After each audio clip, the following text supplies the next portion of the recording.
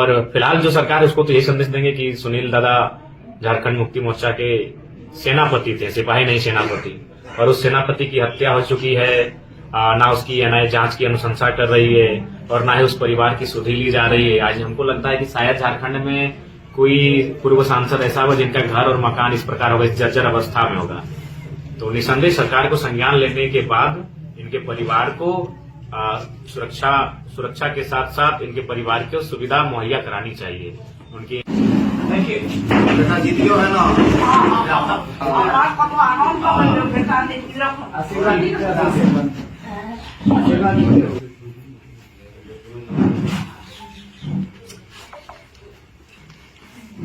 जब भी आप कोल्हान आते हैं पूर्व सांसद सुनील महतो के घर पहुंचते हैं, उनके मां से आशीर्वाद लेते हैं, लेकिन इस बार कुछ अलग दृश्य दिखा कि घर के लोग रो रहे थे।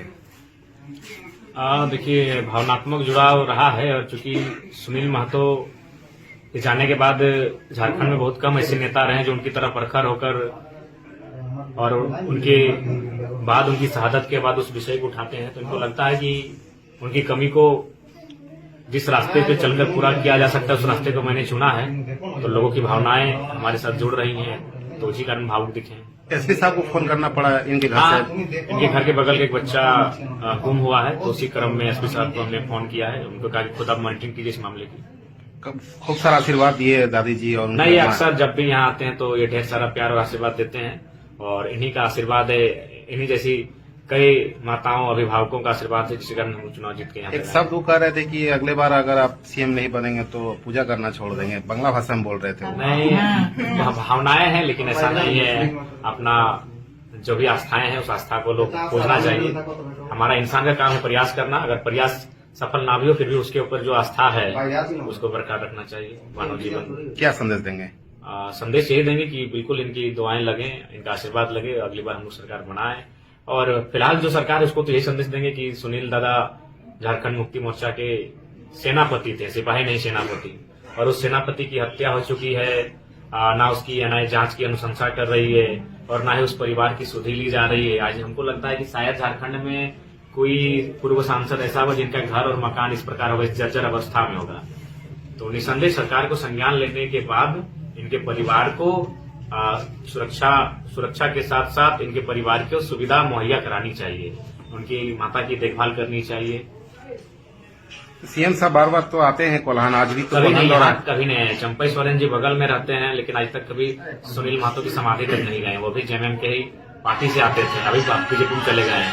तो ये चीजें कुछ इशारा करती हैं, जिस इशारा से शायद कभी भविष्य में राज का उद्भेदन हो, लेकिन अभी वो राज ही है। तो कब तक सुनील महतो के नाम पे राजनीति होगा झारखंड? देखिए, जब तक जो सरकार काबिज है वो तो जेएमएम की सरकार है, जब तक वो निश्चल मन से कार्य नहीं करेगी या फिर जब हम जैसे युवाओं को पूर्ण रूप से सत्ता में आने का अवसर नहीं मिलेगा, ये परिस्थितियां बनी रहेंगी। अच्छा,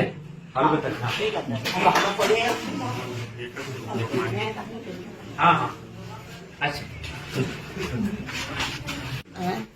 আমি তো ভালো করে আছি, বিটি রেখে দেখি एकदम निश्चय देखो नाचना रखे देखो। তো এই দেখো ভাই কি দেখতে হবে। ठीक ठीक।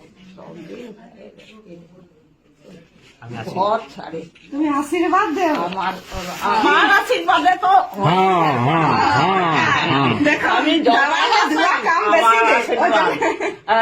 মা আমাকে আশীর্বাদ দেয়। ও বাবা আমার আশীর্বাদ।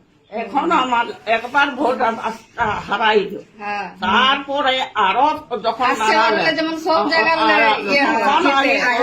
এবারে ঠাকুর দিতাও, আর নাই তো আমি আর ঠাকুরের পূজার আমি করিবই না। নাই আসছে বাংলা যেমন সব জেলার কাঁচি ছাপে জিতে। বাবা যেমন ইয়াকে হয়ে যাবে। शुक्रवार संडे आज नहीं प्रणाम सर। हाँ, जय हिंद एसपी महोदय। थोड़ा सा जो गुमशुदा वाला मामला था उसको थोड़ा सा गंभीर पूर्वक देखिए ना। गमरिया वाला हाँ हाँ, हाँ।